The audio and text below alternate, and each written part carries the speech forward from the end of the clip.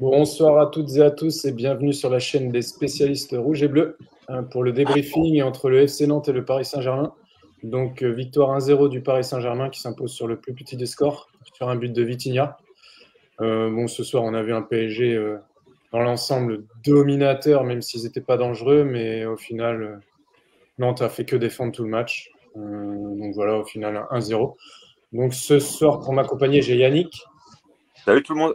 J'ai Bruce. Bonsoir. J'ai Max. Bonsoir.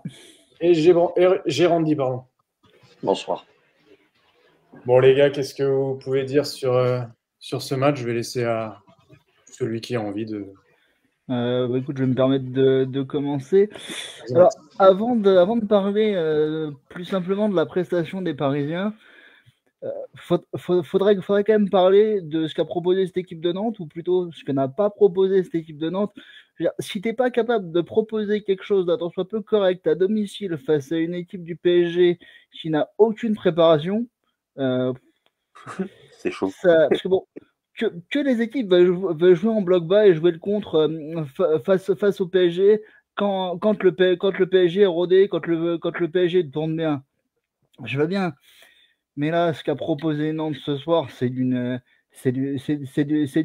tristesse infinie et je trouve ça quand même dommage. Après, s'ils sont pas capables de tenter leur chance dans ces conditions-là, bah, tant pis pour eux, mais bon, je tenais quand même à souligner ça parce que j'ai trouvé ça quand même plutôt frappant sur ce que j'ai pu voir ce soir.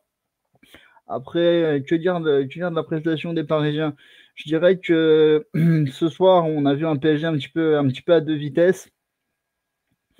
En première mi-temps, certes une domination, mais pas non plus d'énormes occasions. Si ce n'est la frappe de Gonzalo Ramos qui nous a absolument tous fait penser à ce but marqué par Paoletta il y a quelques années face à l'OM au Parc des Princes, notamment dans l'endroit où il se trouve lorsqu'il frappe. Bon, il a pas de réussite sur cette frappe-là, mais le geste est magnifique. Il n'a pas non plus de réussite sur son but qui est refusé pour un hors-jeu de quelques centimètres en deuxième mi-temps. Mais il est vrai que les entrants ont quand même fait la différence en deuxième mi-temps. Hein, que ce soit Nuno, Désiré Doué, Hakimi et évidemment le futur Ballon d'Or Ousmane Dembélé. Paris a certes eu un petit peu de réussite sur lui puisque c'est une frappe qui est contrée, mais je trouve que c'est une bonne chose de savoir utiliser les frappes de loin face à des blocs bas. Et tout simplement la réussite, il faut savoir la provoquer. Donc bravo à Vitinha pour cette tentative, même si c'est pas non plus une énorme surprise de découvrir qu'il a une bonne qualité de frappe et qu'il aime bien frapper de loin, puisqu'il l'a déjà prouvé à plusieurs reprises. Et je vais conclure cette première intervention par une phrase dont pourtant je suis vraiment pas fan, mais ce soir on va dire que l'important c'est les 3 points.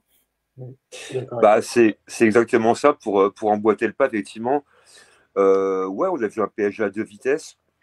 On a vu donc une équipe un peu surprenante qui a pu surprendre en fait au coup d'envoi par rapport à la compo. On en reparlera. Puis on a vu la différence quand les quatre qui entrent derrière, forcément, il y a une diff qui se fait. Et après, oui, comme a dit Max, c'est triste de voir Nantes, en fait, finalement, ne rien proposer, quoi. Ils ont fait une ligne basse, on va dire à 6, quasiment derrière, avec pas forcément de conviction offensive, à part des contres. Et le Paris Saint-Germain a fait comme d'habitude. Hein, c'était un rouleau compresseur qui s'est mis en action, on va dire, la première heure pour un peu essorer physiquement en fait un peu les Nantais. Il n'y a pas eu beaucoup d'occasions. En première, effectivement, il y a eu plus une mainmise sur le ballon. Et après, derrière, on sentait bien et je pense qu'on a un petit peu tous pressenti ce but parisien au bout d'un moment, parce qu'on ne peut pas comme ça tenir un bloc en bloc bas, on ne peut pas tenir comme ça tout le temps, quoi. Je veux dire, au bout d'un moment, faut lâcher un peu les chevaux, quoi. Ils l'ont pas fait. Et là où c'est intéressant, c'est qu'on commence effectivement à prendre la chance, en fait, à 20-25 mètres, à faire une frappe. Et au bout d'un moment, comme tu dis, Max, au bout d'un moment, il faut un peu de réussite. Et la réussite intervient souvent aux équipes un peu plus audacieuses, on va dire, quoi. Donc après, voilà, moi, je suis assez content du résultat. Je crois qu'on a vu un PSG dans l'ensemble sérieux, en tous les cas appliqué, pas parfait, vu qu'encore une fois la conjoncture elle est un peu bizarre vu qu'il n'y a pas de préparation. Tu sors d'une finale de Coupe d'Europe, enfin de Super Coupe d'Europe il y a quelques jours, pas de matchs amicaux, donc manque de fraîcheur. Donc je trouve que c'est très très bien de pouvoir s'imposer à Nantes dès la première journée. Donc pour moi en tous les cas, je suis pas inquiet depuis le début, on va dire. Donc là, encore une fois, je suis pas inquiet. Et je pense que ce PSG-là va monter en température. Attendons un mois et demi pour vraiment revoir cette équipe-là commencer à prendre du level. Mais comme on l'a souvent dit, un début de saison n'est pas un facteur, on va dire, par rapport à une seconde partie. Cette équipe-là montera en température et nous proposera encore de plus belles choses. Mais ce soir, je pense que on peut être satisfait du sérieux de cette équipe-là et de cette envie de gagner, quoi. Donc, ils ont gagné ce match-là. Donc, bravo à eux. Comme on dit, effectivement, il y a des fois, il faut le dire, l'important, c'est les 3 points. Bruce Randy. Je vais y aller. Randy, si tu veux y aller, ça ne me dérange pas. Vas-y. Moi, je pense qu'on sera tous sur la même longueur d'onde pour cette victoire étriquée du PSG. Franchement, en première période, c'était pas 45 minutes qui ont sauté aux yeux, hein. Mais après, on a buté sur un mur jaune, comme l'a dit Maxime. Je suis d'accord avec lui. Et c'était difficile de pouvoir se créer quelque chose. Il y a quand même une action d'Mbaye qui aurait peut-être pu se conclure par un but. Malheureusement, il a tergiversé. Mais c'est en seconde que les choses ont été plus intéressantes, notamment avec les entrées de nos joueurs, avec Mendes, avec Dembélé. On a été plus tranchant en seconde période, et puis il y a eu cet éclair de Vitinha. Dommage que le but de Ramos, ça s'est joué à très peu de choses en seconde période. Mais c'est une victoire sans forcer du PSG. Et puis, dites-moi si ce soir on a vu un PSG qui était inquiété par cette équipe de Nantes, comme l'a dit Max. C'était très ennuyeux ce soir, hein. Cette équipe de Nantes, aucun tir cadré à part des accélérations. Qu'est-ce qu'on a vu du côté nantais? Donc, même en étant, même en dessous peut-être pas en dessous de la moyenne, mais en n'étant pas préparé, en manquant d'énergie, et ben, on arrive quand même à battre Nantes. Donc, ça laisse présager que, comme on l'a dit tout à l'heure, qu'ils vont peut-être pas vivre une saison très prolifique. Mais c'est à suivre. Bruce.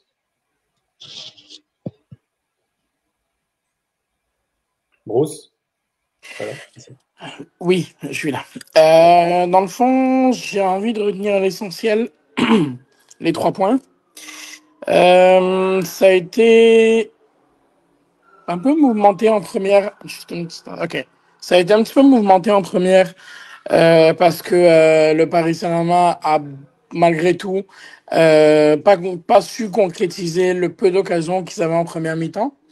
Et pour moi, en fait, ce qui s'est passé, c'est que je vais en reparler un peu plus tard aussi, mais il y a des joueurs où j'ai été heureux de les voir, dont la première de Ilyas Zabarni, on va en revenir là-dessus. Mais par contre, il y a des joueurs qui, pour moi, traînaient de la patte un peu. Donc, je vais y revenir tout à l'heure dans les tops et les flops. Et il y en a peut-être qui ne seront pas d'accord avec moi, mais bref. Honnêtement, j'ai bien aimé ce que la défense du Paris Saint-Germain a apporté. Parce qu'il n'y a pas vraiment eu de contre-attaque ou quoi. Et justement, Beraldo, j'ai bien aimé ce que j'ai vu aussi de Beraldo et Zabarni et Lucas Hernandez et compagnie. Une première mi-temps en demi-teinte, en fait, parce que le Paris Saint-Germain, justement, n'ont pas vraiment été inquiétés, mais n'ont pas vraiment su concrétiser comme j'ai dit, le peu d'occasions qu'ils avaient. Et un éclair de Vitinha qui vient, comme en fait lui seul, j'ai l'impression, sait le faire. Parce que c'est soit Vitinha, soit Johan Neves, soit Fabian. Mais il y a quelque chose à se dire aussi, c'est que prochain match, tu as Joao Neves qui revient. Donc, essentiellement, tu retrouves ton milieu de terrain habituel, ton milieu de terrain titulaire. Donc, les 2 matchs de suspension, techniquement, sont terminés de Joao Neves. Donc, ça, c'est aussi un facteur à prendre en compte. Et voilà, il va y avoir bientôt le tirage de la Ligue des Champions. Donc, tu vas savoir qui c'est que tu vas affronter. Donc c'est quelques petites caractéristiques qui vont être quand même importantes vu le calendrier qu'on risque d'avoir dans les prochaines semaines et les prochains mois. Yes. Ouais, bah, complètement. Je Ouais, vais juste revenir sur ce que tu disais, Max, que tu étais un peu déçu du jeu proposé par Nantes. En même temps, tu voulais qu'ils proposent quoi quand ils ont fait 5 matchs amicaux, 5 matchs de préparation? Ils ont joué Laval, ils ont perdu. Ils ont joué Angers, ils ont perdu. Non, Angers, Laval, pardon, ils ont gagné. Ils ont fait 6 matchs et 5 défaites. Ouais, ils ont perdu contre Angers, ils ont perdu contre Rennes. PFC également. Ils ont perdu contre le PFC, ils ont perdu contre Guingamp. Non mais perdre, c'est une chose, ça arrive à peu près toutes les équipes dans le monde. Mais la manière, enfin je sais pas, si je me mets 2 secondes à la place d'un supporter nantais, putain, ce soir je me dis que je vais pas m'éclater cette saison. Et surtout que tu te dis qu'ils vont vendre certainement Ablin. Non mais oui, mais encore une fois, il y a le contexte. Ok, je veux bien, ils n'ont pas fait une bonne préparation, 5 défaites en 6 matchs. Mais là, t'es face à un PSG qui a 10 jours d'entraînement dans les pattes et qui a joué mercredi. Si tu n'es pas plus audacieux que ça sur ce match-là, tu ne feras jamais rien et tu finiras pire attaque de Ligue 1. Non, puis en plus, on peut prendre en ligne de compte que tu as quand même une belle ambiance dans le stade. Tu as vraiment t'as le stade qui est plein. T'as rien à perdre. Je veux dire, quand t'es Nantes, tu joues face au PSG. Et comme tu l'as dit, Max, effectivement, tu joues un Paris Saint-Germain qui est normalement à peut-être 50% de sa vraie valeur, vu que pas de préparation, on sort d'une super Coupe d'Europe qu'on gagne au bout du bout, pas de matchs amicaux, donc pas d'entraînement non plus à part une semaine. Donc tu dois en profiter. Et pour en profiter, il faut avoir un peu d'audace. Mais ça, quand tu ne l'as pas, quand tu te dis uniquement, ouais, c'est le PSG en face, donc on va. Déjà, si on prend un point, c'est bien. Bah, déjà, quand tu parles de ce principe-là, déjà, tu pars un peu comme un pisse-froid, on va dire quoi. Tu vas pas forcément oser. Et derrière, tu es puni. Et voilà, et le PSG a fait un match pour moi sans être extraordinaire, mais bon, ils font leur match, quoi, je veux dire, quoi. Et pourtant, il y a 3 jours, on a joué, ou 4 jours. Donc, tu te dis, bon, bah, je ne serai pas encore présent. Et le Paris Saint-Germain est venu pour s'imposer et pour jouer au football. Moi, j'ai vu un PSG, même si rien n'a été. Enfin, il n'y a pas de perfection, on va dire, quoi, sur un début de saison, mais au moins, il y avait des intentions de jeu. Même si après, bien évidemment, il y a eu pas mal de déchets. On peut revenir sur quelques occasions manquées de peut-être Ramos, un peu de Barcola, un peu Désiré Doué, qui m'a un peu agacé. Désiré Doué en conservant trop le ballon, pas assez altruiste, je trouve, en fait, quoi. Il oublie un peu des fois Barcola, il a un peu oublié d'autres joueurs, quoi. Dembélé a été intéressant. Après, on sent que cette équipe-là, on va dire, bah là, pour le coup, en fait, le PSG, j'ai l'impression qu'aujourd'hui, ils ont entamé leur phase de préparation, quelque part, en jouant des matchs de compétition. Bah, sauf qu'eux, ils gagnent le match, quoi. Donc, et effectivement, comme a dit Jérémy, bah, quand tu perds 5 matchs sur 6, même en prépa, en amicaux, enfin les matchs amicaux, quoi, bah, c'est un peu compliqué de prendre de la confiance. Donc effectivement, comme vous l'avez dit, quoi, bah ouais, Nantes, cette année, ça va être encore un peu comme beaucoup d'années précédentes. Ça sent un peu la galère pour eux. Si ils continuent à jouer un peu sur ce rythme-là et ne pas oser finalement, quoi. Et il faut oser quand tu joues Paris Saint-Germain. Si tu n'oses pas, le Paris Saint-Germain, c'est une machine à laver, quoi. Et à la fin, tu finis en mode essorage. Et au bout d'un moment, tu prends un pion et c'est fini, quoi. Oui, c'est sûr. Et comment, je voulais dire, merde, je voulais dire quelque chose, mais je ne sais plus. Bah, c'est pas grave. On va passer sur, ouais, qu'est-ce que vous avez pensé de nos deux axios ce soir, Zabarni et Beraldo. Donc Zabarni, c'était son premier match officiel avec le PSG, enfin son premier match tout court d'ailleurs, mais qu'est-ce que vous en avez pensé du coup des deux là ce soir, de l'association entre les deux? Bah, Honnêtement, Zabarni, alors après je laisse la parole vraiment. Pour moi, Zabarni, franchement, fait une bonne rencontre et j'ai été également agréablement surpris par Beraldo. Voilà, j'avais que ça à dire. Grosse, vas-y. oui, je vais y aller. Honnêtement, j'ai bien aimé ce que j'ai vu de Zabarni. Surtout que, en fait, ça sonne comme un coup de génie pour Luis Enrique. Parce que en plus, j'ai dit tout à l'heure en avant-match, Zabarni, il a fait une préparation complète avec Bournemouth. Donc, ça sonne un peu le génie qui vient d'arriver et tout. Il a déjà fait la prépa complète, donc lui, il n'a pas besoin d'une autre prépa. Il a besoin simplement de quelques matchs avec ses nouveaux coéquipiers et tout. Mais j'ai bien aimé comment ça a roulé en fait le duo Zabarni et Beraldo. Parce que Beraldo, en fait, on le sait très bien, il a beaucoup été critiqué les dernières semaines et pour certains matchs et tout.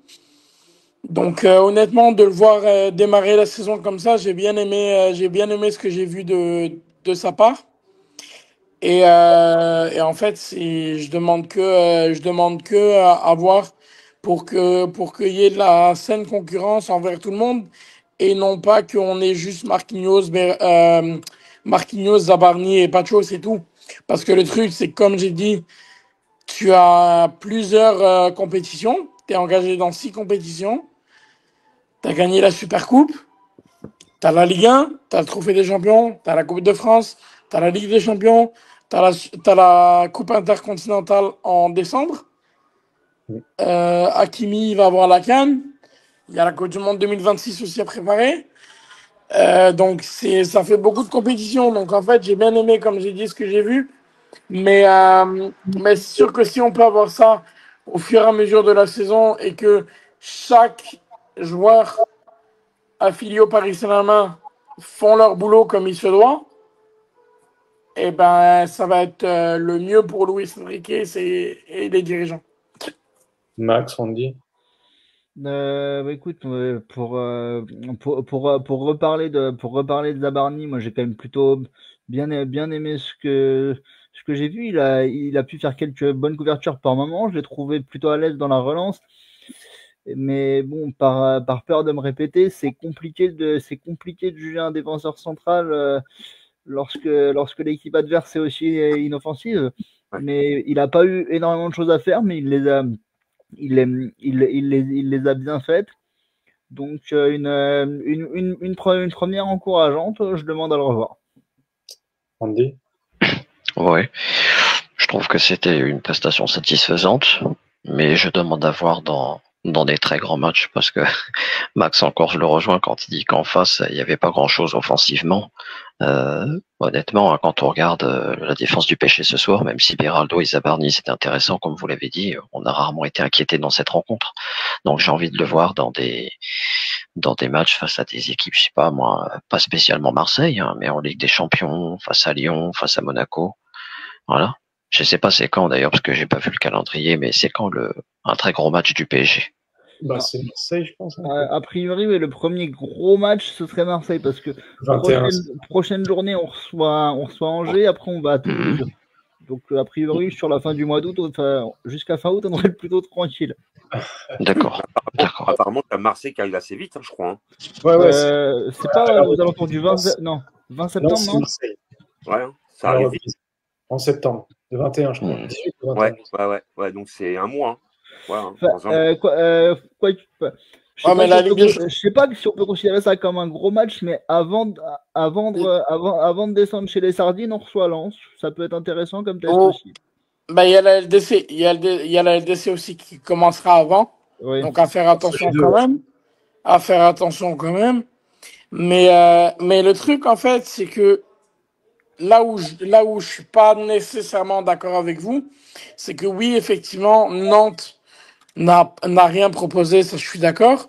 Mais par contre, le poste de défenseur central, alors c'est vrai que t'as besoin qu'une équipe européenne ou quoi propose, mais t'as déjà des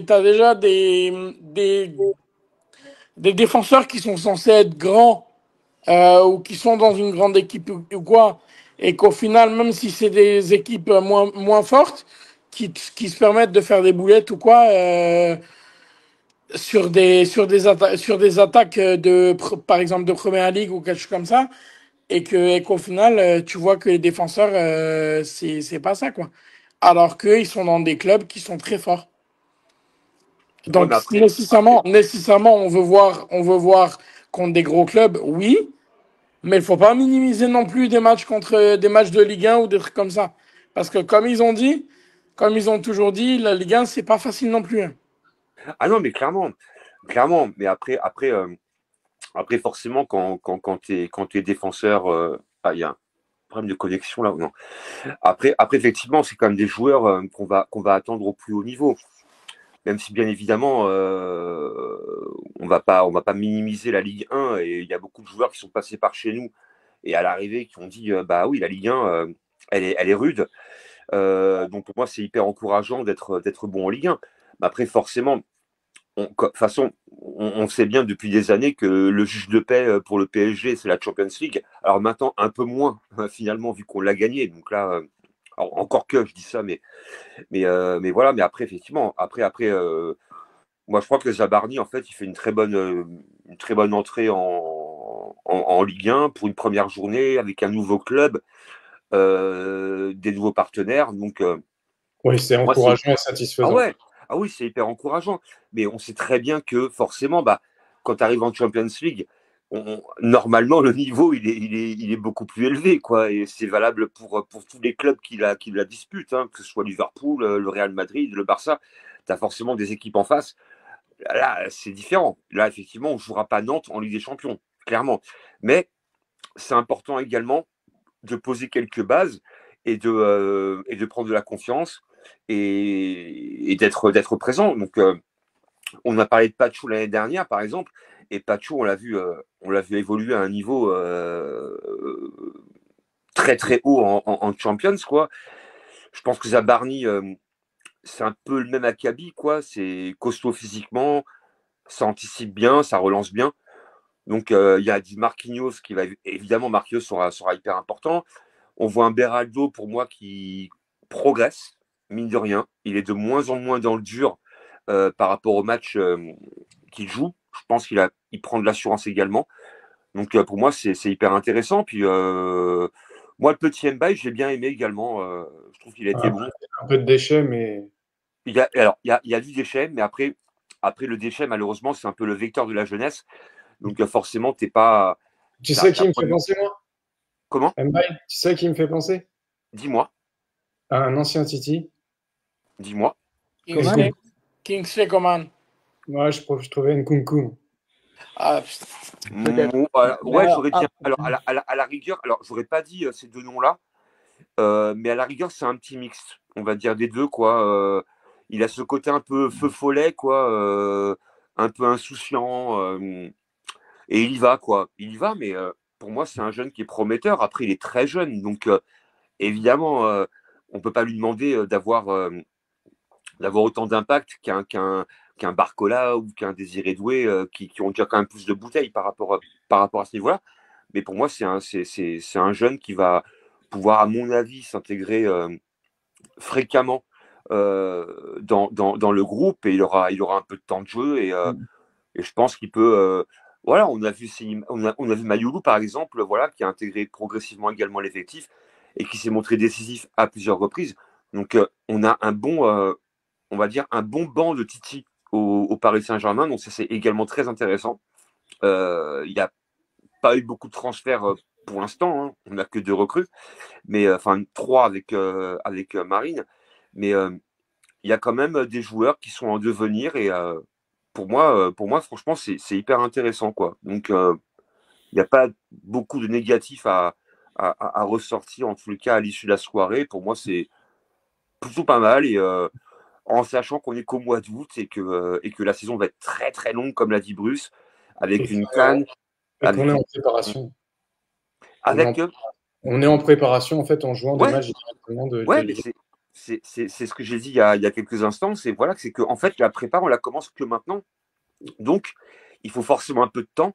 On ne pourra pas être efficient en fait tout de suite, quoi. Je veux dire, il faut être déjà, on prend 3 points ce soir, c'est bien. Si on peut en reprendre 3 contre Angers le week-end prochain, c'est très bien aussi. Et tenter, on va dire, de ne pas perdre de match, quitte à des fois se contenter d'un match nul, on peut le faire aussi. Mais si on peut arriver à tenir un petit peu si on peut tenir en fait ce déficit de matchs amicaux et de préparation physique pendant 1 mois ou 2, ça peut être par la suite, à mon avis, assez intéressant. Ouais, puis, alors, je voulais juste revenir vite fait sur ce qu'on disait par rapport au déchet que peut avoir peut-être un petit peu dans son jeu le petit Mbaye. Pour moi, c'est pas quelque chose qui est gênant dans le sens où ce déchet vient de son style de jeu qui est quand même basé sur la provocation et le dribble.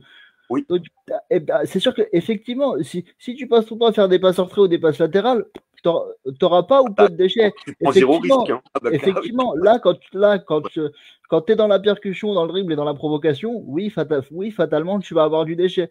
Mais exactement. au moins, par ce qu'il montre, il prouve que malgré son jeune âge, il n'a pas peur et, entre guillemets, il a la dalle. Et ça fait plaisir. Exactement. Effectivement, quand tu es un joueur de percussion, forcément, tu as un peu de déchets. Et quand on parle de percussion, même tu prends un Gvara, tu prends un Mendes qui sont hyper en percussion, mais ils ont aussi un peu de déchets et c'est normal. Quand tu tentes d'aller de l'avant, forcément, tu as un peu de déchets. Donc pour moi, c'est le petit Mbaye, pour moi, il est hyper encourageant. Et je pense que il a une bonne marge de progression et qu'à mon avis, c'est quelqu'un qui peut être super intéressant pour le futur du PSG. Ouais. J'ai envie qu'on parle du coup quand même de notre buteur ce soir, Vitinha. Qui nous a encore fait un match. C'est lui qui distribue, hein, qui mène le jeu du PSG aujourd'hui. Hein. Je crois qu'il a touché plus de 130 ballons ce soir. J'ai cru voir passer une stat à la 75e, je crois qu'il avait déjà touché 110 ballons, enfin c'est de la folie. Moi aussi, elle m'a fait bugger. Je dis purée, il est déjà à 108 quoi. Je suis ouais, sinon, et puis en plus il marque ce soir, donc il nous ramène les 3 points. Enfin, c'est collectif, mais ouais, mais quel joueur lui. Il perd pas un ballon, il peut être pressé, il perd pas un ballon, il arrive toujours à s'en sortir. Je sais plus c'est quel commentateur qui dit à un moment non mais les Nantais arrêtez de le presser, vous savez que de toute façon il va s'en sortir. Je crois que c'est Guillaume Moirot qui a dit ça. Guillaume Moirot qui ont dit mais arrêtez de chercher Vitinha quoi, parce qu'en fait au bout d'un moment vous l'aurez pas. Donc après non, Vitinha c'est une plaque tournante quoi. Lui tout seul c'est une plaque tournante et puis on le voit en plus je trouve qu'il a beaucoup de grâce dans son jeu quoi. Il est hyper agréable à voir jouer, balle au pied quoi. Enfin tu m'étonnes qu'il y a la capitale espagnole qui le veut quoi. Ah oui. Normal. Ils peuvent le vouloir, hein, c'est interdit à personne de rêver. Ah mais oui, de toute façon, oui, le Real Madrid en rêve, évidemment, mais après, de là, le rêve et la réalité, des fois, moi j'ai beaucoup de rêves aussi, hein, mais par contre, la réalité, des fois, elle est un peu différente. Hein, donc, chacun son truc, hein, moi je rêve de Julia Roberts, mais bon. Ça. Tu sais, Yannick, tu sais que c'est bien de rêver. On fait cauchemar. Donc c'est bien aussi de pouvoir rêver. Et puis toi, tu rêves de Julia Roberts, Maxime.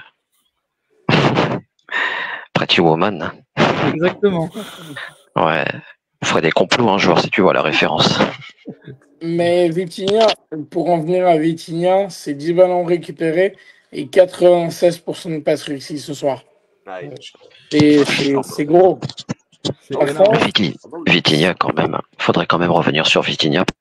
Mais tout de même, Bruce et vous autres, vous vous souvenez comment il était totalement décrié il y a encore des années, parce que il est arrivé en quelle année Vitinha au PSG? En 2022, je crois. 2022, il y avait Messi et compagnie. Et voilà. Il y avait Chifflage et puis il y avait encore PokerStars qui était là. Voilà. Bref. Mais Vitinha, pour revenir à ce que je disais, même si c'est pas les saisons auxquelles on aimerait revenir, mais comme il était décrié, ça ralentissait. Messi lui disait oui, t'étais pas bon. Je sais pas ce qu'il lui a sorti exactement. Messi, j'ai vu une phrase l'autre fois. Messi lui a dit textuellement, tu es mauvais et tu ne gagneras jamais. Voilà. Voilà, merci. Voilà ce qu'il lui a dit. Et regardez un peu, depuis le départ de Messi et des autres, comment Vitinha a réussi à tout de suite prendre son envol. En fait, quand je vois les performances remarquables de Vitinha de saison en saison, et quand il a pris son envol, c'est exactement comme Cavani, on l'a senti libéré après le départ de Zlatan il y a 10 ans bientôt, en 2016. Il se manifeste et tout, il marque au moins un quadruplé à Caen, on gagne 6-0 là-bas. Donc je prenais ça pour exemple. Mais Vitinha, qui était souvent critiqué, et lors de la saison 2023-2024, ça a été un des meilleurs joueurs de la saison. Pour moi en tout cas, parce que quand on voit le nombre de passes, les buts, les frappes de loin, c'est ça qu'on demande. Après Vitinha, moi je me rappelle que Vitinha était un petit peu, on va dire, entre guillemets évidemment, hein, le souffre-douleur également de Neymar, hein, que Neymar a souvent justement taclé un peu Vitinha verbalement sur le terrain. Et moi je pense que Vitinha a été inhibé par justement un Neymar, un Messi, parce que voilà, quand on prend le statut de Messi à l'époque, voilà, c'est Messi, quoi. Je veux dire, hein, Neymar, ça reste Neymar également. Et lui, il arrive, en fait, dans ce contexte-là, et il a été trop timide, on va dire, sur le terrain. Et comme par hasard, les deux partent. Mbappé part également, et il a plus de frein, quoi. Et puis aujourd'hui, on voit l'éclosion de Vitinha, on voit que même Ruiz est redevenu vraiment le joueur qu'on a pu voir en Espagne. Voilà, et comme par hasard, en fait, l'équipe, elle explose parce que il y a pas, comme je l'ai dit, en fait, il faut des stars, on va dire, dans une équipe, et pas trop. Et quand tu as une équipe qui est composée de 3-4 stars, c'est beaucoup trop parce qu'en fait, il y a un conflit d'ego, il y a beaucoup de choses. Donc les joueurs qui sont un peu en retrait restent en retrait. Et sur le terrain, on le voit. Et aujourd'hui, on voit que quelque part, il n'y a pas vraiment de stars dans cette équipe-là. Voilà, pour moi, et les stars qu'on a aujourd'hui n'étaient pas des stars il y a 2 ans, quoi, hein. Quand on reprend un Dembélé du Barça, Dembélé a une réputation de je frappe et je vise les pigeons, quoi, limite. On prend des joueurs qui sont en phase de progression. Donc aujourd'hui, ils sont devenus ce qu'ils sont devenus, mais grâce un peu au temps. Et il y a Enrique qui amène beaucoup également, donc qui donne beaucoup de confiance à ses joueurs également. Et le discours, à mon avis, est très positif également, même quand on n'est pas forcément bon.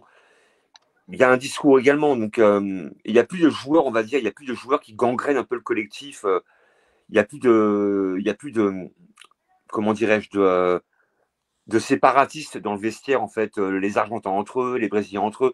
Enfin, il n'y a plus tout ça. Et on peut le voir aujourd'hui. Et factuellement, il y a quand même de plus en plus de joueurs français dans l'équipe. On voit Chevalier, qui est également français. Et il y a quand même une marque, on va dire, tricolore. Et pour moi, c'est aussi important de voir des joueurs du PSG, mais français. Pas avoir 11 joueurs titulaires étrangers, comme on a pu le voir à Chelsea ou à l'Inter ou ailleurs, quoi. On l'a vu plein de fois.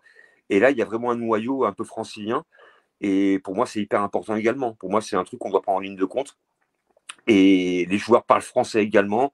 Enrique parle français, à l'inverse de l'entraîneur, apparemment le meilleur entraîneur du monde qui évolue au Chevrodrome, là, mais qui, lui, par contre, ne parle pas un mot de français, quoi. Donc, il y a beaucoup de choses. Et en fait, c'est au-delà du football, finalement, quoi.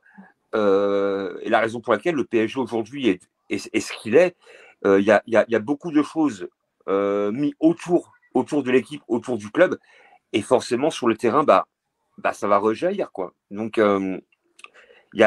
franchement, hein, je pense que Enrique, pour moi, en tous les cas, a amené en 2 ans au Paris Saint-Germain, il a amené énormément, quoi. Et c'est pas que sur le terrain, quoi. C'est aussi en dehors du terrain et au niveau de la mentalité. Et on le voit aujourd'hui, reprenez le PSG il y a 4, 5 ans, 6 ans, 7 ans, pas pareil, hein.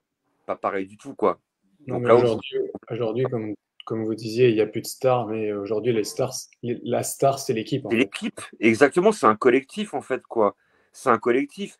Et ce collectif-là a effectivement besoin de quelques joueurs qui vont pouvoir amener le petit plus, comme faire la différence, quoi. Ouais, comme Vitinha amène ce petit plus en osant une frappe à 25 mètres, qui est un petit peu contrée, mais bon, ça après, c'est le jeu aussi. Hein. Mais il amène ce petit truc. Mais fondamentalement, c'est le groupe avant tout. C'est le groupe. Et il y aura toujours dans un groupe un petit facteur X. Mais il n'y aura plus de joueurs qui vont porter l'équipe à eux tout seuls, quoi. C'est fini, ça, en fait, quoi. On l'aura plus. Et pour moi, c'est l'essence même du football. Pour moi, le football, c'est pas un joueur ou deux joueurs. Pour moi, c'est un groupe concerné. Et là, on voit aujourd'hui que cette équipe-là, malgré le fait d'avoir été gavé de titres ces derniers mois, mais on sent qu'il y a toujours cette envie de gagner des matchs, de jouer à fond, même si des fois, c'est pas facile. Mais au moins, ils donnent beaucoup, quoi. Et c'est pour ça, en fait, qu'on prend beaucoup de plaisir, en fait, à les regarder. Même quand ils sont dans le mal, comme mercredi, mais on a toujours envie vraiment de les voir faire un petit truc de différent, et ils le font très bien. Moi, je ne suis pas inquiet pour l'avenir, en tous les cas, et j'espère que Enrique restera le plus longtemps possible chez nous pour continuer, en fait, cette marche-là, quoi. Ouais. Et du coup, j'aurais bien eu envie de parler de Lucas Chevalier ce soir, mais bon, il n'a rien eu à faire. Ah, bah, malheureusement. Du coup, j'ai envie qu'on parle un peu du match de Warren ce soir, qui s'est retrouvé latéral droit et après qui a été basculé au milieu de terrain. Je voudrais savoir ce que vous avez pensé du match de Warren ce soir. Alors malheureusement, pour moi, le match de Warren ce soir est un peu dans la lignée de ce qu'on a pu voir ces derniers temps. Je l'ai trouvé trop quelconque. En fait, t'as pas l'air d'accord, Jérém. Y a pas de souci. Je suis prêt à écouter tes arguments. Tu vois, j'ai trouvé un joueur justement qui a été changé dans l'équipe et au final qui s'est quand même. Après, je l'ai trouvé mieux au milieu quand même, qui est son poste. Oui, accessoirement, c'est son poste quand même. Ouais, mais non, je l'ai trouvé quand même pas mal ce soir. Il a apporté et tout. Je l'ai trouvé mieux. Oui, il y a du mieux. Je pense qu'il a besoin aussi de reprendre un petit peu le rythme, d'enchaîner les matchs. Mais est-ce que ça va pouvoir être le cas avec le retour de suspension de João Neves? C'est ça la question. Bah, je pense que là, dans les prochains matchs, si, parce qu'Enrique, il fera toujours tourner. Je pense qu'il va pas. Déjà, Joao n'aura pas joué, donc je pense pas qu'il sera titu vendredi pro. Ouais, vendredi pro. Mais bon, après, on verra. Bruce, t'en penses quoi, toi, du match de Warren ce soir? Honnêtement, par rapport à la dernière fois, pour moi, il a été solide défensivement. Et en fait, justement, c'est une remarque d'un peu tout le monde justement à propos de ça. Il a surtout travaillé dans l'entrejeu pour moi personnellement. Et en fait, il a fait preuve d'une intelligence de placement pour créer le décalage. Et honnêtement, pour moi, il a été solide défensivement. Donc, avec 9 ballons récupérés. Mais encore, le petit truc qui gêne encore, c'est que c'est dans le dernier geste où il a été, comment dire, le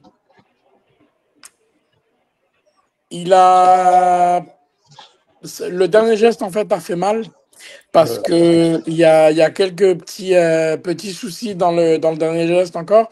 Et pour moi, il n'a pas été excellent bon dans le dernier geste. Mais après, en défensive, il a été solide quand même. Donc 9 ballons récupérés, c'est vraiment pas mal, quoi. Pour moi, il a fait son match en défense. Bah, moi, je vais. Alors, Max, pour le coup, là, je suis pas d'accord avec toi. Ça peut aussi arriver. Ça arrive, hein. Non, bah, en plus, j'en parlais un petit peu avant le débrief en off avec Jérémy. Effectivement, moi, j'ai plutôt trouvé Zaïre Emery pas mal. Voilà, sur la première mi-temps, il défend bien, il redescend bien, il dépasse un petit peu ses fonctions, on va dire, par rapport à son poste. Il a mis de l'agressivité, il récupère les ballons, comme a dit Bruce. Il récupère quand même pas mal de ballons. Donc après, à voir par la suite, mais moi je trouve que moi je ne l'ai pas trouvé mauvais, hein, franchement. Moi en première mi-temps, en tous les cas, pour moi il a été assez intéressant. Après, à voir par la suite, mais par contre, je n'ai pas trouvé Zahir Emery. Alors on verra les notes des matchs demain, je pense, dans la presse. Mais moi, je n'ai pas trouvé Zahir Emery mauvais ce soir en tous les cas. J'ai absolument pas dit qu'il était mauvais. Il t'a pas convaincu, on va dire. Non. Mais Maxime, si je peux me permettre, tu as dit que tu as trouvé le match de Warren qui t'a pas convaincu. Mais honnêtement, est-ce que Mbaye t'a convaincu? Un peu plus quand même. Mbaye, je suis désolé. Je suis désolé, mais non. Je suis désolé.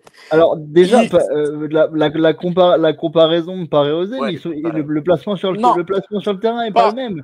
Pas pour le placement. Pas pour le placement. Je parle juste de son match. Parce que je suis désolé, mais là, va voir les commentaires sur Internet de journalistes. Tu vas voir les commentaires. Tu vas voir qu'il a tout raté. Il a tout raté ce qu'il a tenté. Je suis désolé.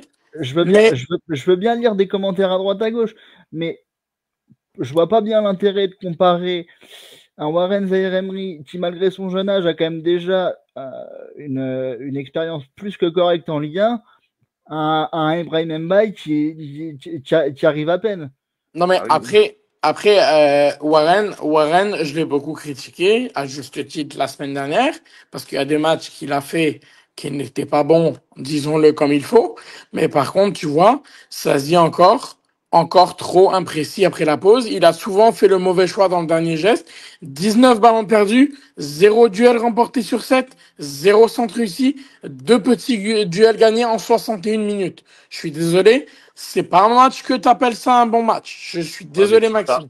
En fait, je ne peux pas comparer. Je comprends Max par rapport à ce qu'il veut dire. Je ne peux pas comparer en fait un joueur qui est installé depuis quelques années dans le club. Ah non, c'est sûr. C'est sûr. Et un jeune en fait quelque part qui rentre un peu dans le game, on va dire quoi. Donc c'est un peu compliqué, tu vois. Pour moi, il n'y a pas. Ils n'ont pas le même rôle de toute façon. Déjà, oui, par rapport aux deux postes, déjà, c'est incomparable. C'est comme si, en fait, tu comparais Beraldo et Dembélé, quoi. Pour moi, c'est pas possible. Mais après, tu ne peux pas comparer non plus un joueur comme Zahir Emery qui est installé depuis un certain temps au Paris Saint-Germain, qui a quand même été souvent titulaire, qui a perdu un peu sa place avec l'éclosion de Ruiz. Bref, quoi. Et après, tu as Mbaye, quelque part. Si on prend en fait Mbaye, il rentre vraiment depuis même pas un an en fait dans la rotation. Donc effectivement, il y a du déchet. Là, tu as raison, je te rejoins. Mais le déchet, il est normal, dans le sens où en fait, pour l'instant, il débute au très haut niveau. Donc si tu vois, par exemple, Bruce, il a dit que Mbaye avait perdu 7 ballons. C'est sûr que si Warren avait perdu 7 ballons ce soir, ça aurait peut-être été plus compliqué. Pas pareil. Mais il tente, il a beaucoup tenté et tout. Mais je suis désolé, ça me réjouit pas. Autant Mayoulou l'an dernier, il rentre en finale de Ligue des Champions et compagnie et tout ça, et il le fait rentrer dans plusieurs matchs de Ligue des Champions. Autant là, tu me dis, Mbaye rentre en Ligue des Champions. Non, je suis désolé, les gars. Je te dis pas de le faire rentrer en Ligue des Champions demain. Mais il rentrera pas en Ligue des Champions, Bruce. Et Mayoulou, rappelle-toi, il est rentré dans la rotation du Paris Saint-Germain, de l'équipe. Et au début, c'est pareil. Il y avait du déchet. Il n'y avait pas non plus tout le temps. Il n'y avait pas forcément d'efficacité par rapport à son jeu. Et progressivement, il est monté en température parce qu'après, il y a l'entraînement. Il y a aussi prendre des minutes de match, quoi. Et à mesure que tu prends des minutes, tu progresses, en fait, quoi. Et Mbaye, pour moi, en tous les cas, il est en phase de progression. Mais moi, je pense que même par rapport à Tottenham, quand il est rentré mercredi, il a amené offensivement un peu de percussion. Alors bien sûr, je dis pas que c'est efficace. Là-dessus, par contre, je te rejoins. Je dis pas qu'il y a de l'efficacité, mais au moins, il tente des choses. Voilà. Maintenant, après, avant de convertir les choses tentées, bah faut aussi rater. Voilà quoi. Mais pour moi, c'est un joueur, d'ici quelques mois, il peut être beaucoup plus efficace. Bien évidemment, si demain, tu as un match de Champions League contre Arsenal, je pense pas que Mbaye va rentrer, tu vois. Ou peut-être à la fin, mais vraiment, quoi. Mais évidemment. Mais après, je trouve que tu es un petit peu dur par rapport à la comparaison. Par rapport au fait que les deux jouent pas au même poste, par rapport au fait que l'un a quasiment on va dire 3 ans, on va dire Zaïre Emery, d'expérience dans l'équipe, et que tu as un jeune rookie qui arrive et qui doit encore faire ses preuves, quoi, mais qui met quand même de la conviction par rapport à ce qu'il fait. Donc, je pense qu'il faut laisser un peu de temps. Et là où tu as raison, hein, pour le coup, il y a beaucoup de déchets, mais le déchet, avec le temps, va commencer un petit peu à s'amoindrir. Et je pense que c'est un joueur qui peut vraiment gagner en efficacité, quoi. Ça, c'est ce qu'on espère tous. Je suis pas hypé, je suis pas hypé par le gars. Je le dis clairement, là. Je suis pas hypé par le gars. Je sais pas, ça. Ouais. J'ai besoin d'en voir plus parce que je suis pas hypé du tout. Faut du temps. Faut du temps. C'est comme si, en fait, moi, Ouais, mais c'est comme le si, en fait, truc. moi, demain, par exemple, en fait, j'engage un commercial. Et en fait, au bout de 2 mois, faut qu'il vende tout. Je sais bien qu'en fait, au début, il va rien vendre. Il faut que je le forme. Il faut qu'il progresse, qu'il travaille, qu'il rate en fait des ventes. Bah là, c'est pareil. Mbaye, bah, c'est un joueur qui a un très bon profil, qui a un très grand talent, mais aujourd'hui, tu peux pas lui demander une efficacité immédiate. Pour moi, c'est impossible de demander à un jeune joueur vraiment un très jeune joueur d'être efficient tout de suite. Faut du temps, quoi. Tu peux pas comme ça exiger le très haut niveau en fait maintenant. Mbappé, il a commencé à Monaco également. Il n'a pas été efficace au bout de 2 mois, quoi. Je veux dire, il a dû aussi prendre un peu de bouteille. Donc, faut laisser un peu de temps par rapport à ces joueurs-là. Donc, moi, alors là, pour le On peut pas trop citer. moi, je suis pas d'accord avec toi. Donc, On peut pas trop citer l'exemple. On peut pas citer l'exemple d'Mbappé parce que Mbappé est champion du monde à 18 ans. Hein. Donc, on peut pas trop citer l'exemple d'Mbappé. Hein. Non, mais Mbappé, ok, mais alors, d'accord, pour le coup, tu as raison. Mais est-ce que Mbappé, au bout de 2 matchs avec Monaco, a été bon? Je crois qu'il a marqué déjà des. Il marque très tôt. Il marque très tôt en Ligue des Champions et compagnie. Je pense que j'ai pas pris le bon exemple.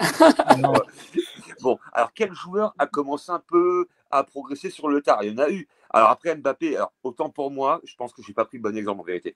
Mais il y a des joueurs en fait qui ont dû avoir un temps d'adaptation. Bah tiens, on prend Ruiz avec le PSG, par exemple. Mais prends même un Nkunku. Ouais, Nkunku, par exemple. Mais après Mbappé, effectivement, je pense qu'effectivement, il a été très très bon rapidement avec Monaco. Bon, lui, bon après, ça c'est malheureusement, là, je me gourre. Mais après, tu prends un mec comme Ruiz, pendant quasiment 1 an, bah, il n'a pas été forcément très très bon. Et après, il a été le joueur qu'il est aujourd'hui hyper important. Même pour reprendre, pour les plus anciens, on va dire quoi. Si on reprend un mec comme Rai, qui arrive au Paris Saint-Germain en 94, la première année qu'il fait, elle est catastrophique. Et pourtant, il arrive, il est champion du monde avec la Seleção. C'est un joueur qui a vraiment un potentiel, mais extraordinaire, quoi. Et pour autant, la première année, il n'est pas du tout bon, quoi. Mais il a bossé. Et la seconde année, il explose. Donc, c'est pour ça qu'en fait, c'est un peu dur, Bruce, de demander à un gamin qui débarque au plus haut niveau d'être immédiatement efficace. Je ne sais pas si tu vois ce que je veux dire, en fait. Je vois totalement.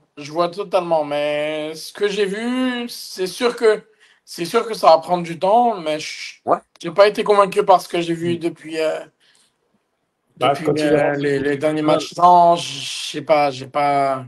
Quand il est rentré contre Tottenham, Bruce, il a quand même fait une bonne rentrée. Bah ouais, je trouve. Hein. Il n'a pas été mauvais. Hein. Bruce, franchement. Hein. Mbaye, quand il est rentré contre Tottenham, t'en as pensé quoi? J'ai pas aimé. Ah ouais? Pourtant, moi, J'ai pas aimé. Autant il y a des profils. Autant c'est un jeune et on va lui laisser le temps et tout, il n'y a pas de problème. T'as pas aimé? Mais c'est juste que Warren, présentement, je parle pas de présentement parce que on sait que après sa blessure, c'est complètement autre chose. Mais Warren, jeune, à 17 ans, il nous a sauvés en Ligue des Champions plusieurs fois. Je suis désolé, mais je vois pas un bail à 17 ans nous sauver en Ligue des Champions. Bah, Et tu donc, verras. Encore une fois, au moment où à 17 ans, Warren a joué en Ligue des Champions, il avait quand même déjà plus de bouteilles que ce que fait actuellement le petit Mbaye. Tu sais, il faut jamais dire ce que tu as dit, Bruce. Tu dis que Mbaye sauvé en Ligue des Champions. Est-ce que tu aurais cru que Choupo-Moting marquerait en quart de finale il y a 5 ans? De quoi? Ah, t'as pas compris. Ouais, c'est la connexion du Canada. Attends, je vais répéter. Je disais que... je disais que...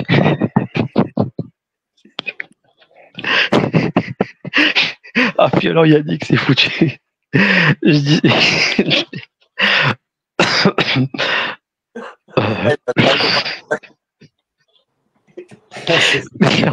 Non, ça se fait pas. Je vais recommencer. Je dis... Allez, Randy, tu peux le faire. Excusez-moi. Excusez-moi, je vais y arriver. Je disais... Si, ça va. Puis Yannick qui me tue à chaque fois. Je disais que tu dis que Mbaye ne peut pas nous sauver en Ligue des Champions. J'ai dit que si tu dis que lui ne peut pas nous sauver, ce que tu aurais cru que Choupo aurait pu nous sauver en 2020 face à l'Atalanta. C'est bien en fait. C'est pas du tout, du tout pareil. Je sais, c'est pas du tout pareil parce qu'on parle d'un jeune formé et d'un autre Choupo-Moting, voilà. Mais on sait jamais. Après, moi, je trouve te traiter un peu dur quand même avec Mbaye parce que bon, tu dis que ce soir il a pas été terrible. Il a juste tergiversé, il a pas fait les bons gestes ou les bons choix peut-être. Mais contre Tottenham, par contre, je suis pas d'accord. Je sais pas qui c'est qui disait qu'il était bon. Contre Tottenham, il était bon quand même. Qu'est-ce que t'as contre Tottenham, si on peut faire la parenthèse? Une super rentrée contre Tottenham. Ah non, là, je sais pas. Qu'est-ce que tu lui reproches, Bruce? Vas-y, parce que là, j'ai pas dit de bêtises, là. Non, je sais pas. C'est pas. En fait, quand il y a des joueurs qui rentrent, j'ai envie de voir des joueurs j'ai envie de voir une entrée tonitruante. Et en fait, ce qui se passe, c'est que par exemple, admettons, dans certains matchs de Coupe du Monde des clubs, admettons, où par exemple, t'as des tissus qui sont rentrés en cours de match. Par exemple, je vais citer les exemples d'Ousmane Dembélé ou quoi. Et juste après, ils ont été décisifs et tout, directement. Mais là, je sais pas, c'est. Alors oui, effectivement, il est jeune. Oui, effectivement, il a du ballon. Excusez-moi, si c'est pour rater tout ce qu'il entreprend, excusez-moi. Non, mais mercredi, il n'a pas tout raté. Hein. Non, au contraire.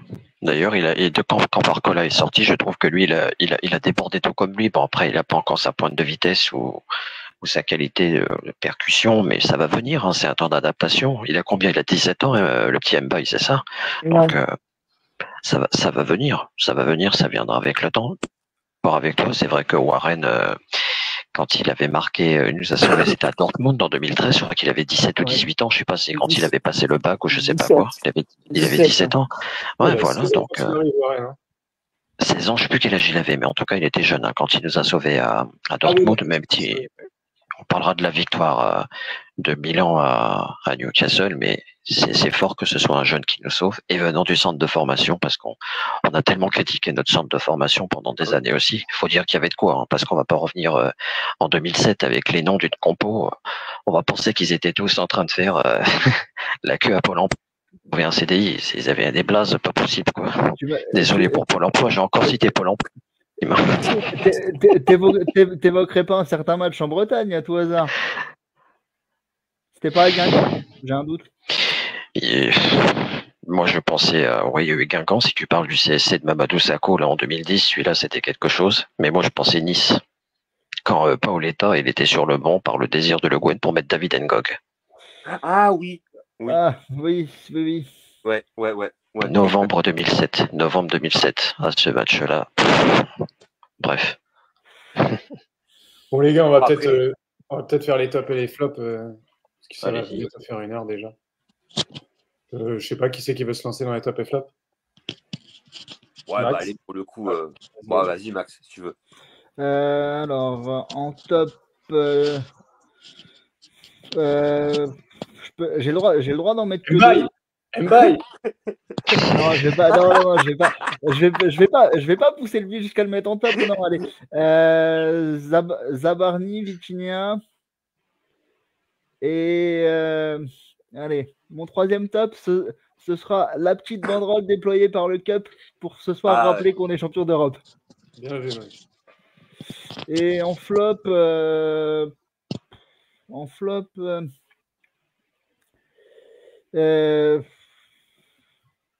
Hernandez, qui n'a pas apporté grand-chose. Bon, j'essaye de le défendre depuis tout à l'heure, donc je peux quand même pas le mettre en flop non plus, Mbaye, parce que je reconnais qu'il y a du déchet, mais je peux pas le mettre en flop non plus. Ouais. Le Bruce, il est en train de te guetter, il est en train de mordre en Oui, plus. Là, comme ça, là. je sais, je suis attendu au tournant, c'est terrible, ça met une belle pression. En plus, avec Yannick au milieu, ça fait penser un peu à Michel Poulac dans les années 80. 3 de réponse, attention. Tac, non. Flop, ouais, non. Je suis en train de réfléchir. Bon, malheureusement, Gonzalo Ramos, on l'a pas tant vu que ça. Bon, à 15 cm près, il aurait pu marquer son petit but juste avant de sortir. Mais on savait de toute façon que ce serait un match compliqué pour lui face à un bloc plus que bas. Mais non, je vais m'arrêter là. Je manque un petit peu d'inspiration ce soir. Désolé, messieurs. Yannick. Bah, de toute façon, en top, il n'y a pas de surprise. Hein. Ouais, Vitinha, effectivement, ouais. Que moi, j'ai bien aimé. Je mettrais un top pour Zabarni. C'est un top d'encouragement, j'ai envie de dire. Je trouve qu'il a été plutôt pas mal pour une première. C'est pas facile d'intégrer une nouvelle défense centrale quand on arrive. Je trouve qu'il a été très, très sobre. Donc là-dessus, par contre, j'ai rien à dire. Et après, en troisième top, alors Zabarni, Vitinha. Bah, je vais rester un peu sur Zaïre Emery. Je trouve qu'il a fait une première mi-temps intéressante. Je ne l'ai pas trouvé décevant. Alors après, c'est pas un top non plus, mais bon, pour moi, ça a pas été il n'a pas fait un mauvais match. Après, quoique, non, pas Zaïre Emery. Peut-être, il y avait Beraldo que je trouve aussi intéressant. Donc, allez, je mettrais Beraldo plutôt que Zaïre Emery finalement, quoi.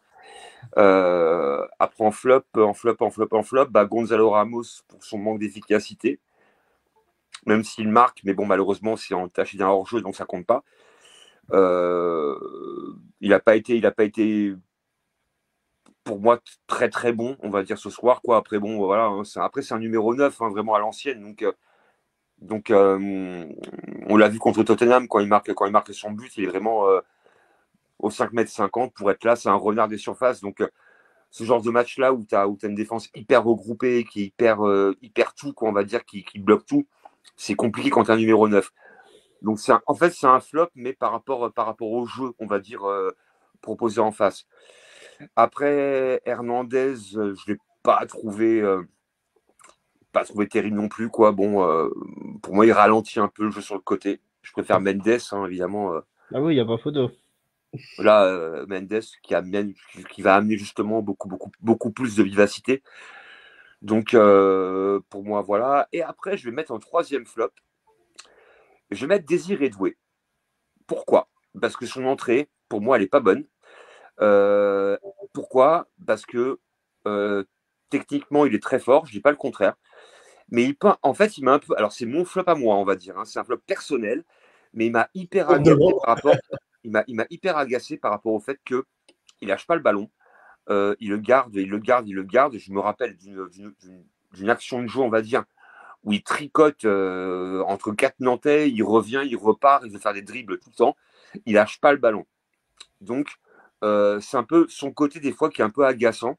Alors bien sûr, c'est un joueur qui est pétri de talent, hein, là-dessus, par contre, on va pas se mentir. Mais il a une petite tendance, des fois, à vouloir un petit peu trop vouloir faire tout seul.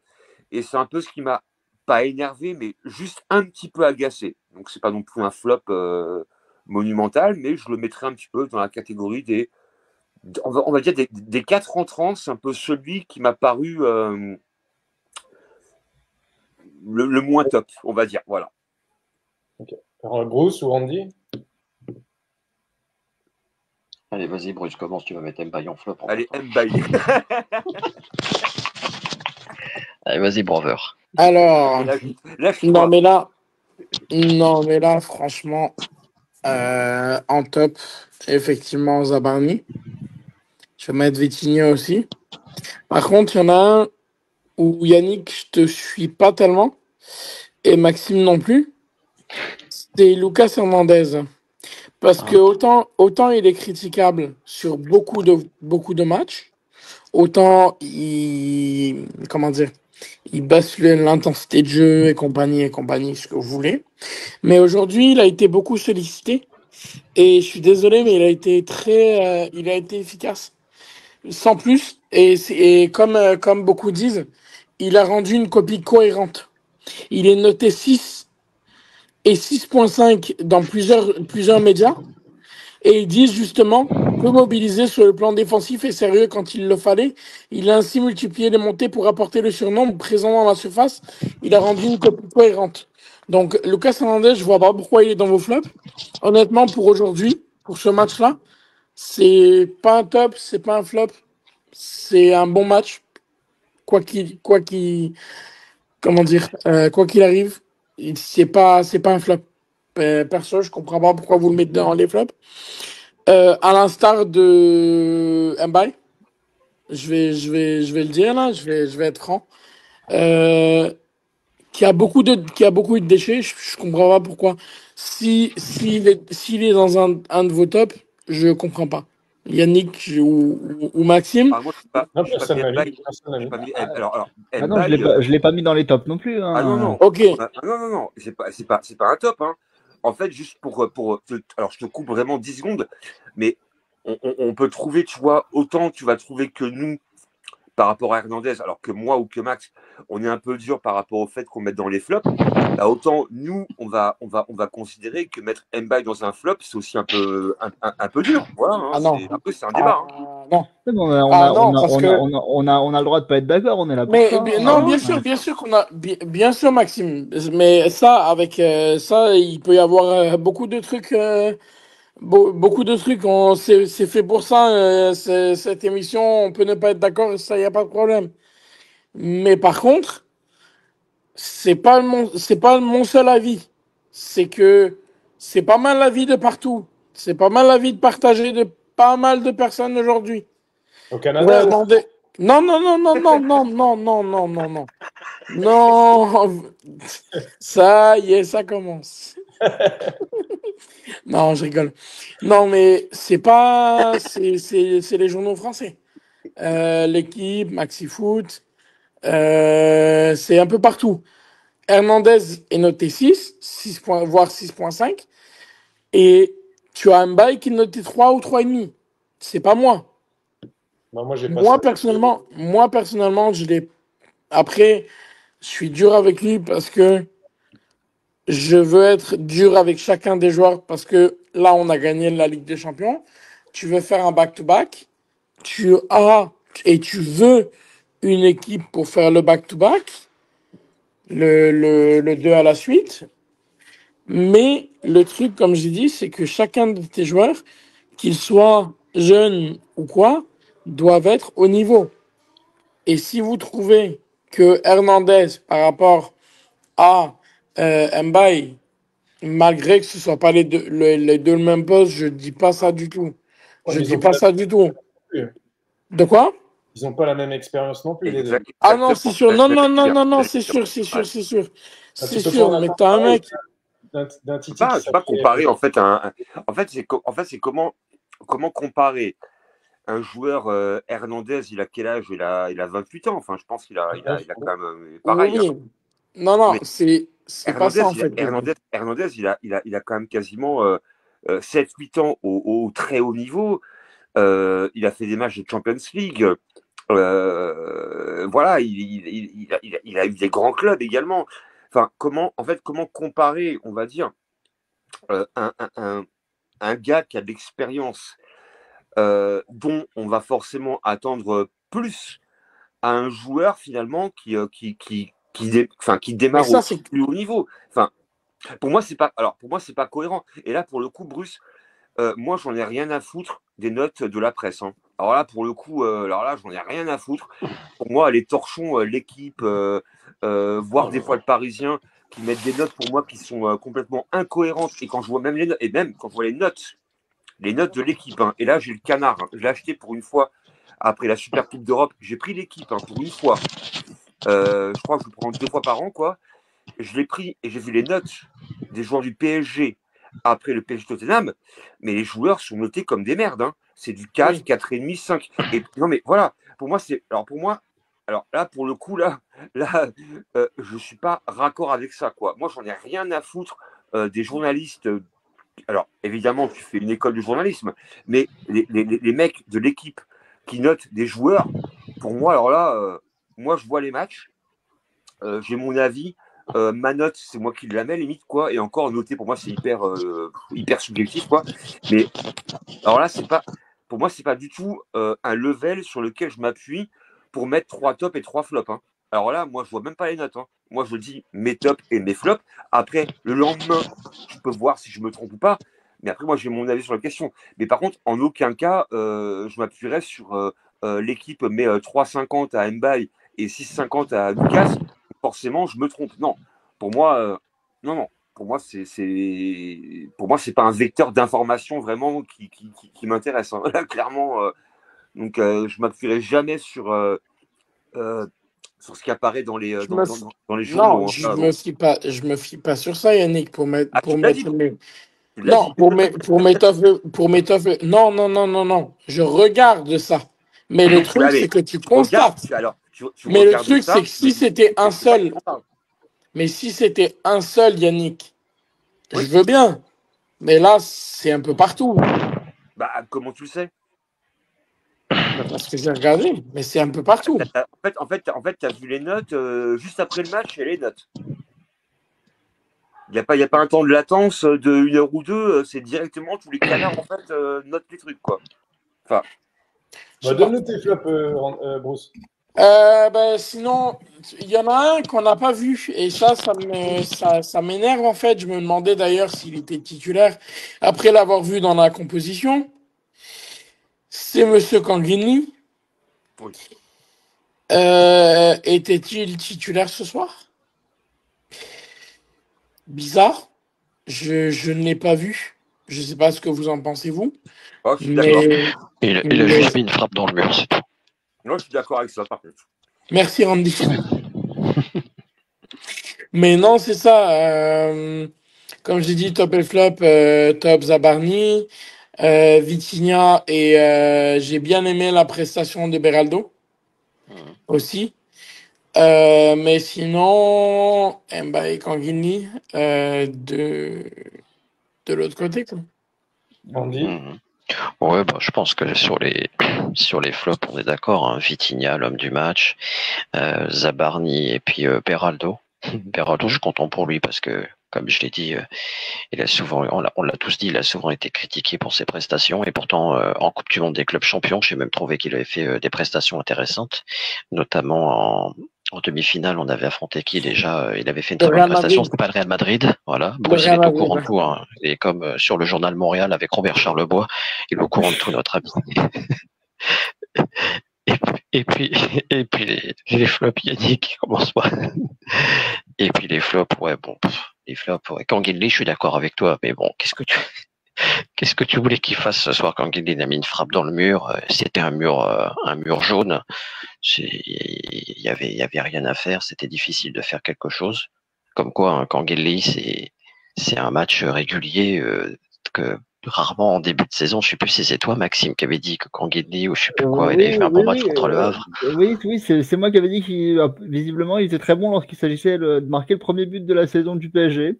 Voilà, c'est ça. Donc il a mis son premier but contre Tottenham, donc il veut être sûr que voilà, on va l'épingler dès la première journée. Ouais, mais ce soir Canguilhem, c'est pas terrible, hein. Là, je te rejoins, Bruce. À part une frappe dans le mur, et puis Gonzalo Ramos, ouais, c'était pas fameux non plus aussi. Voilà pour les flops. Ok. J'en ai que 2 moi. Ouais, moi je vais donner mes tops. Je vais pas faire.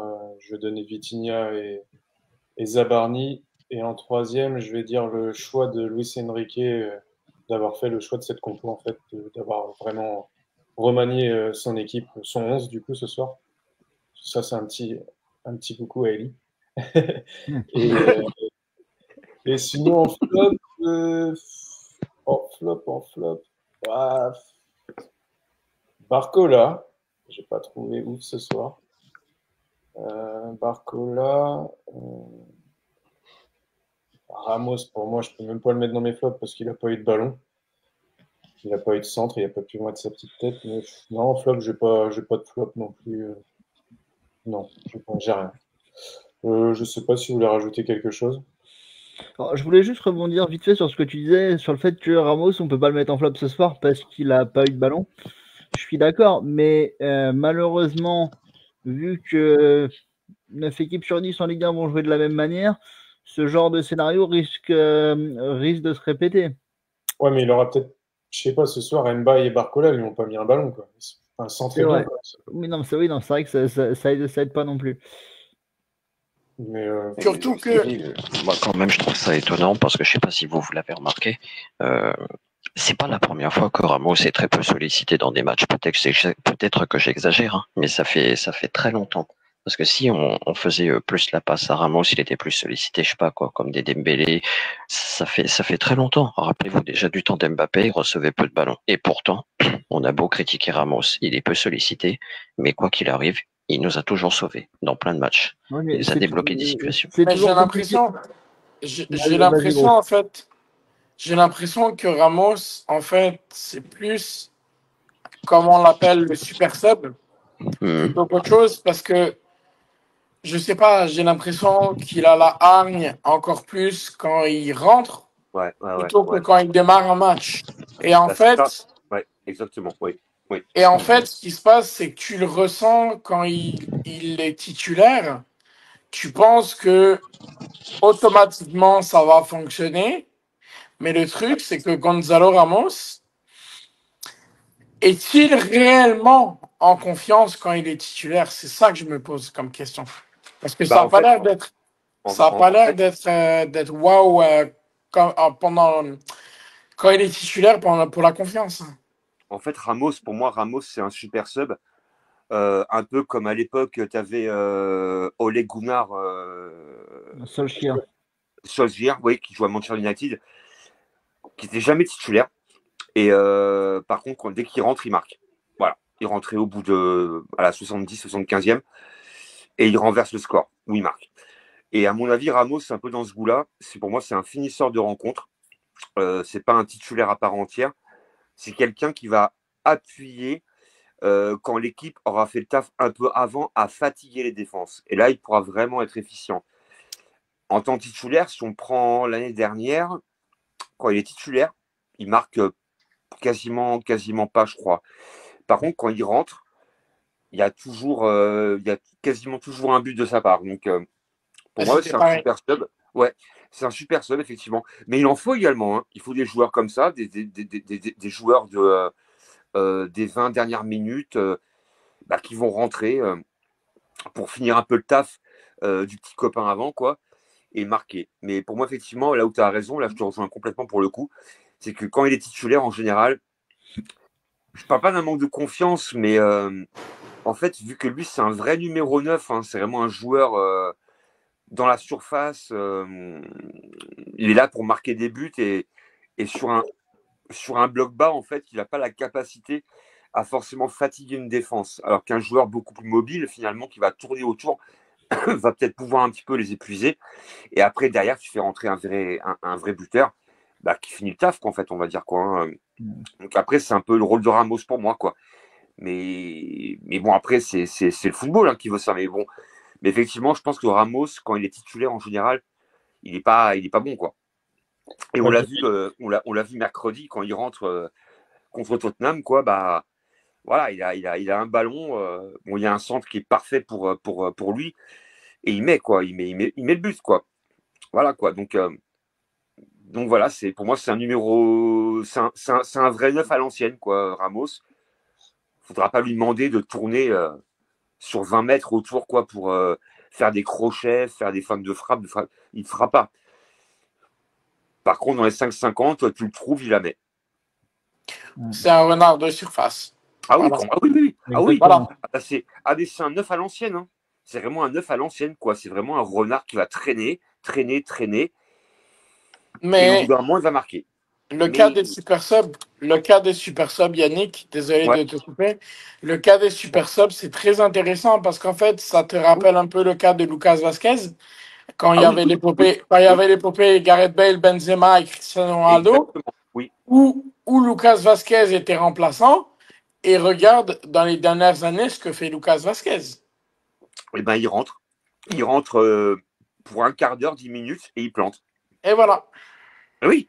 Et c'est pour ça qu'en fait, on ne réduit pas un joueur quand on dit que c'est un super remplaçant. Quand on prend Solskjaer à United, il a parfaitement assumé ce rôle-là parce qu'il savait très bien qu'en rentrant même un quart d'heure, il va faire une diff. Et il la faisait tout le temps, hein, tout le temps. C'était un joueur qui rentrait, qui marquait tout le temps. Et pour autant, même lui, il a dit à l'époque, par contre, tu me mets titulaire, bah en fait, je fais rien, quoi. Parce que c'est un joueur qui n'est pas fait pour fatiguer, on va dire, l'équipe d'en face, mais qui est fait pour finir le boulot. Et Ramos, pour moi, c'est un peu dans ce goût-là. Et on l'a vu souvent l'année dernière, rentrer en cours de match, en général à un quart d'heure de la fin, 20 minutes, et le boulot, il le finit. Parce que les copains avant bah, ont bien travaillé, quoi. Ils ont bien bûcheronné, hein, tu vois. Et lui, il arrive. Le match de City. Le match de City comme exemple. Et voilà. Ah oui, où il met le troisième but, le quatrième but. Quatrième. Voilà, par Quatrième. Et oui. Ouais, par exemple. Voilà, quoi. Et pourtant, il rentre à quoi? À la 80. 82, je crois, quelque chose comme ça, il doit rentrer. Environ. Et il a un ballon, et en plus, tu vois, et c'est là qu'on parle de renard des surfaces, parce qu'en fait, il a bien anticipé la mauvaise relance d'en face. Il prend le ballon et il marque.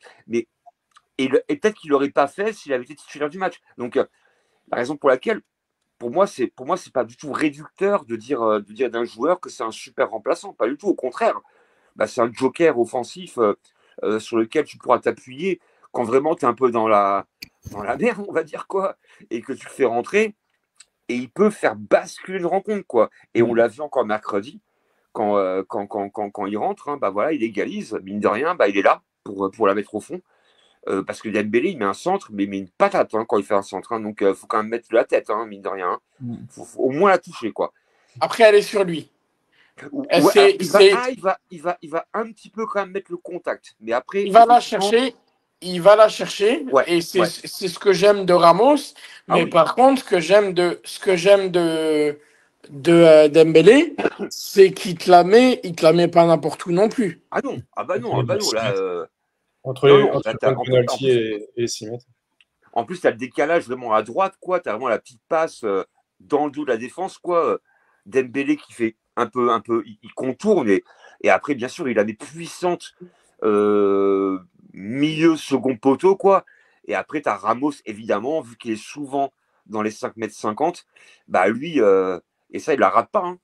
Il la rate pas. Donc, c'est la raison pour laquelle, pour moi, c'est un joueur qui pourra amener beaucoup quand des fois, il faudra débloquer des situations. Même par rapport à ce soir, il marque un but. Et franchement, aujourd'hui, on va dire que c'est un flop, entre guillemets, mais en fait, son but, finalement, il est refusé à quoi? Il y a quoi? Il y a 10 cm. Il y a vraiment, il y a vraiment un petit pas, on va dire, pour lequel il est hors jeu. Mais s'il n'est pas hors jeu, bah, son but, il est quand même pas mal, quoi. Donc, pour ça, c'est un joueur, pour moi, c'est un joueur qui est hyper intéressant pour moi, c'est un débloqueur de situation, quoi. On peut compter sur lui par rapport à ça, quoi, clairement. Bon, on va s'arrêter là, les gars, je pense. Bah ouais, ça me paraît pas mal. Si pour vous, c'est bon. Je pense. Hein. Bon, bah, je vous souhaite à tous une bonne soirée, les gars. Et je vous dis à vendredi. Ça marche. Pour Angers. Ok. Parc des Princes, le retour des champions d'Europe au Parc des Princes. Ouais. J'espère y aller, je vous tiens au courant dans la semaine si je suis présent ou pas vendredi en fonction de si je suis au parc ou pas. Ça marche, Max. Ok, Max. Et ben, je vous souhaite une bonne soirée, les gars, et puis bonne semaine à vous. Et puis allez Paris, et première victoire de la saison pour le premier match. Deuxième victoire. Yes. Mais, bonne soirée aussi à vous tous. Et puis, merci de nous suivre. Et puis, on vous dit à très, très bientôt. Allez, bonne semaine. Bonne Ciao. soirée à tous. Ici, c'est Paris. Ciao. Salut.